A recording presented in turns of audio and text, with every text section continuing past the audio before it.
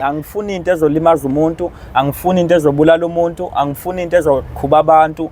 Ngiphumile ebhokweni ngifuna ukuthi umuntu usebenzise izihlahla. Mangithe ngihleli nenyanga yami lapho yangitshela kwaShoshanga nathi nomfana.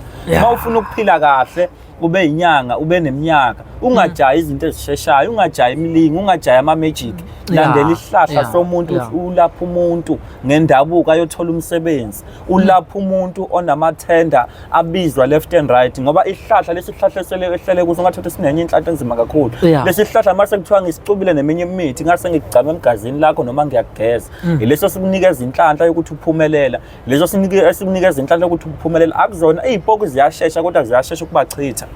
Ngoba abanye bayazilanda iziphoku mababuya nazo zingabasebenzeli. So nje labantu futhi nalento ukuthi bajaha ukuthwala bajani bengingacela mina ngisho ukuthi abanye belaphi kuyasebenza baningi abantu asebafikile ngisho ithwala la ekhaya abanye abantu ngiyabakhipha.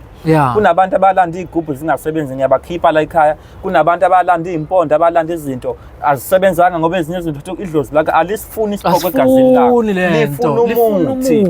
Yilento thina esisebenzisayo so simi ephokweni nje sisebenzisa la ekhaya sifuna ukuthinta abantu ngendabuko ngempande hayi ukuthwala umuntu simsebenzisela umuthi azaphumelela kuthwala la ekhaya ngiyakugeza ngikuvulela uzawuphumelele kakhulu into zakho ziye phambili.